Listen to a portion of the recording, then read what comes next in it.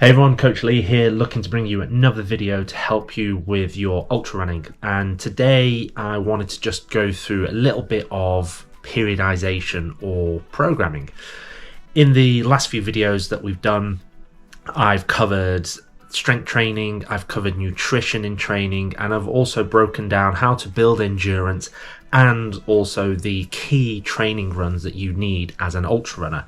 So if you think with those videos and then this final piece of the puzzle of how to put it all together, you've pretty much got everything that you need to make your own ultra marathon program.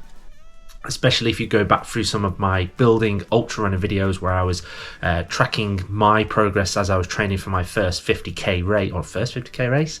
Yeah, it was my first 50k race actually. I'm not going to edit that out because it is my first 50k, not my first ultra, but it was the first time I ever ran 50k distance because my first ultra was 50 miles. Anyway, I digress. So if you then go back to that series, you'll see certain things mentioned such as mileage minimums for different distance ultras, etc., and a few other bits of piece of information. So really for kind of just like that broad overview, if you wanted everything that you needed to get started, especially with the end of 2023 coming and 2024 obviously in the horizon, those videos will pretty much give you everything that you need to do to get started with your training. Obviously it doesn't give you, me next to you making sure you get out for those sessions, but it gives you the background information without overcomplicating it too much. So that's what I wanted to do today, was cover that last piece of the puzzle. So let's say we've got a ultra marathon planned. Realistically, even if you're kind of experienced, if you're stepping up a distance or you're doing your first ultra marathon, you want to give yourself, I would personally say, a good 6 months, 3 months minimum. But again, the more time we have to train, the more consistency we get over time. Remember, in previous videos I mentioned it can take years to maximize your aerobic capacity and your true fitness ability. If we're giving ourselves more time to train for an event, we increase the chances of success. So if we give ourselves a long period of time, obviously it allows us to then utilize some of the principles I'm about to go through now a little bit more in depth. So then what we can do from a programming perspective now, when we look at typical road running programs, marathons, etc., they tend to be one speed session, one sort of tempo session, and then the rest easy runs, and then obviously a long run at the weekend, which might then inject some goal-paced workouts, so marathon-paced, half-marathon paced workouts, etc., because obviously they're relevant to the speeds that you're going to run at. So you're kind of developing all those different fitness attributes I mentioned in the how to build endurance video simultaneously, and there's nothing wrong with that. However, we know obviously for ultra running, our race pace is going to be very, very different because we're running over varied terrain. We've obviously got a few other qualities that we need to be practicing and training, such as the ability to climb hills, the ability to descend efficiently, obviously nutrition, moving with potential heavy weights on your back, depending on what event you're doing and what the mandatory kit list is, and utilizing skills such as moving with poles and stuff like that. So what we can do from an ultra running programming perspective is we can periodize our training. Now, there's books and books written on periodization, more so from a strength perspective. So looking at things like powerlifting, hypertrophy work, etc. Periodization simply means organizing your training into various different blocks with various different goals. So you may have heard things like mesocycles, macrocycles, microcycles. They're just basically going from a broad view, maybe something like a year, to maybe something like a month or 3 month view, to then your week or daily view. That's all those terms mean. So I'm not going to focus too heavily on them. I want to keep this as simple as possible. Now with ultra running, we know most of us tend to run in our zone 1 to zone 2 pace, or that easy to moderate effort, that conversational pace. On the whole, if I look at a lot of data from ultra runners and races around the world, you'll probably find that most of them are operating somewhere around that zone.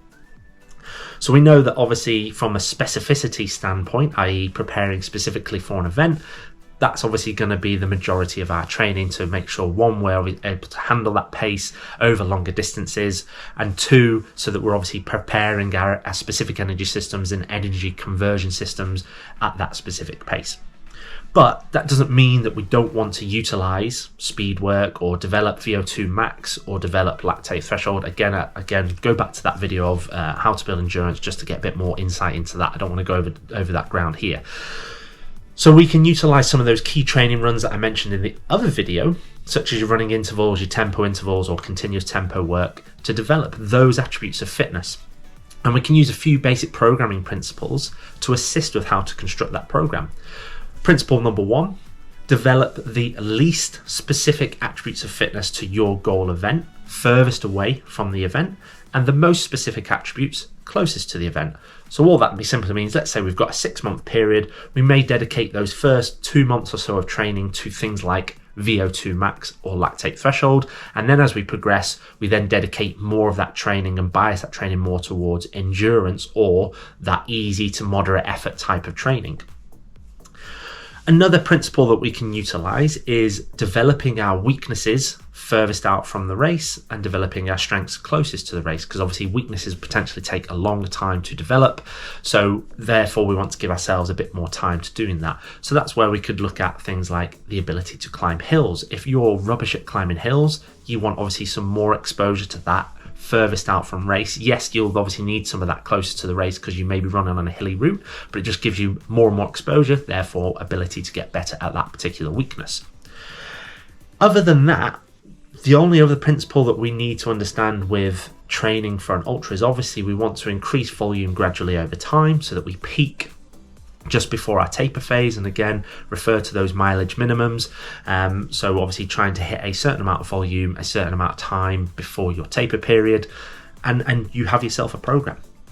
So what does that look like in a little bit more detail? So if we look, say, the first few weeks or so of a program, we know that VO2 max for ultra running is probably one of the least specifics. And when I refer to VO2 max, I mean operating at maximal intensity, i.e. doing some form of sprints or intervals.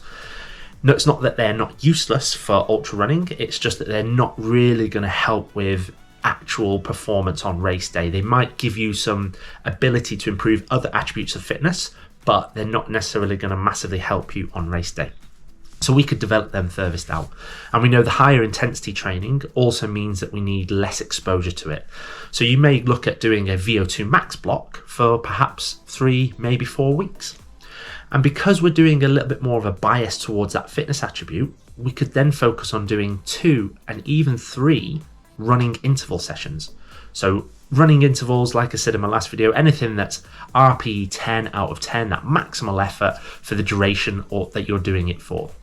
So somewhere like the 2 to 4 minute range of intervals is a good place to start.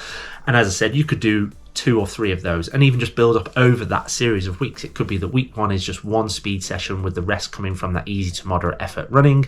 Week 2, 2 sessions, maybe then hold that for another week, and then maybe that 4th week could be then 3 running interval sessions before then switching focus to a different fitness attribute. And you're then using the rest of the sessions on from that easy to moderate running, so you're still building some base mileage, you're still building some aerobic capacity, but you're just biasing a little bit more towards that VO2 max. If we can improve that, that gives us a little bit more of a higher ceiling then to improve our lactate threshold, because obviously we know that lactate threshold can't surpass VO2 max. So then that's a nice logical transition then into a lactate threshold block. Again, higher intensity, don't need as long of exposure, but because it's not maximum intensity, you might want to do a little bit more on that before progressing on to the next block. And that's where you could then go for something like 6 weeks. Again, utilizing the tempo interval sessions. So the rest of the sessions are coming from that easy to moderate running, but you may then start to build up to 2 or even 3 tempo interval sessions while still building your volume. And because of the nature of those sessions, because we're doing them in interval format, they can even be spliced in some of your longer endurance runs. So you're still getting the volume in, but you're also getting that element of intensity. Because it's in interval format, it's not going to completely derail the ability to, let's say, run 10 miles with then a few 8-minute tempo intervals in the middle. And again, we can then extend that if we need to. It may be shorter if we're starting to maximize our results or starting to increase a little bit of fatigue more than what we wanted. We can obviously cut that block short, but you're just biasing that particular fitness attribute. And then after that, that would be potentially a good place to do a lactate threshold test. So again, after you've done your VO2 max block, then your lactate threshold block, you could then retest that lactate threshold, remember that 30-minute time trial, and see if you've improved. 9 times out of 10, you may find that your lactate threshold heart rate stays at a similar value, but your lactate threshold pace has gotten faster. So you're able to run faster for the same effort, which obviously means you've gotten fitter. And therefore, if your lactate threshold pace has increased, i.e. the ability to run at a certain speed before we produce too much lactate, therefore your zone 1 and zone 2 paces will have also increased, and therefore you'll be able to run faster on race day. Then that allows you to nicely transition into a point where you're starting to build up to your peak mileage, and recovery is going to be harder and harder. Therefore, you then bias more your endurance runs, your recovery runs, that easy to moderate intensity. It doesn't mean that you can't use some intensity, but it might mean that you're not then biasing one of those now. It's more of a maintaining. And we know that out of VO2 max and lactate threshold, the tempo and the lactate threshold is more specific to ultra distance running. So it might be that you just do one of those types of sessions once per week, or even every other week, just to maintain that level of fitness that you got from those previous training blocks. In that, then obviously that endurance focus block, that's where you could add specificity, elevation targets, obviously hill reps and stuff like that. Again, you might have used some of those as part of your VO2 max, because obviously we talked about developing your weaknesses. If hill climbing was a weakness, you could do some short hill sprints as part of your VO2 max training. You could even do hill work in your tempo intervals to develop hill climbing as well. So it's not that you've not left it until this last minute to develop it. It's just, again, depending on where your goals and your weaknesses and strengths lie.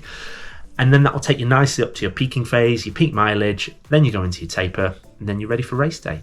And if you're, let's say, 6 months out and you dedicate roughly a couple of months to the VO2 max and the lactate threshold, and you think that 4 months is perhaps, I don't know, too much for an endurance block, not that I would think that would be the case, you could also repeat some of those other blocks. You could do a VO2 max followed by a lactate threshold, followed by another VO2 and another lactate threshold, and then maybe a couple of months of endurance if you feel that you've already got a decent amount of mileage in your legs already, and you just need a couple of months of just getting in the hills, getting some long run distance up and stuff like that. Again, there's no hard and fast rules on that periodization other than those basic principles that I mentioned at the start. And then you've got yourself a program. Obviously, the specific mileages per week and distances of runs and stuff is going to be entirely individual to what training volume you can handle at that time, and what your goal training volume would be in that peaking phase, using something like those mileage minimums, or just where you're at in training. Now, if your base mileage is 40 miles per week and you're only doing a 50k event, technically you're already hitting the minimums, but obviously you've got capacity to go beyond that. So therefore, your volume in the peaking phase will look very different to someone who's doing their first 50k that might be just struggling to get in those mileage minimums during a peaking phase. So the distances and stuff are irrelevant as long as you understand the minimum that you must get in that peaking phase and building up towards that. If you're already at that point, or if you typically train higher volumes anyway, then obviously just go towards your max volume as your peaking phase, work backwards from there like I've talked about in some of my other videos, and then you've got an ultra training program right there. Boom. 13 minutes. That's got to be a record. So hopefully that just gives you a bit of an understanding of how to periodize your training. Like I said, it's not the only way to do things. You could just go for the classic one sprint session or hills or whatever, and one tempo, or one of those per week, and then alternate.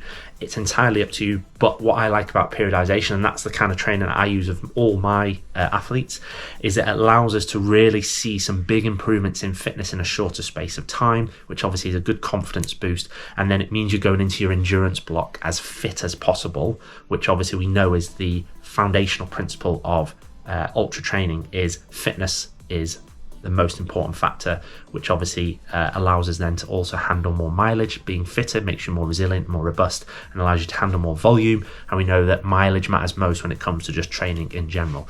So fitness and volume of training or mileage are intertwined. And that's it.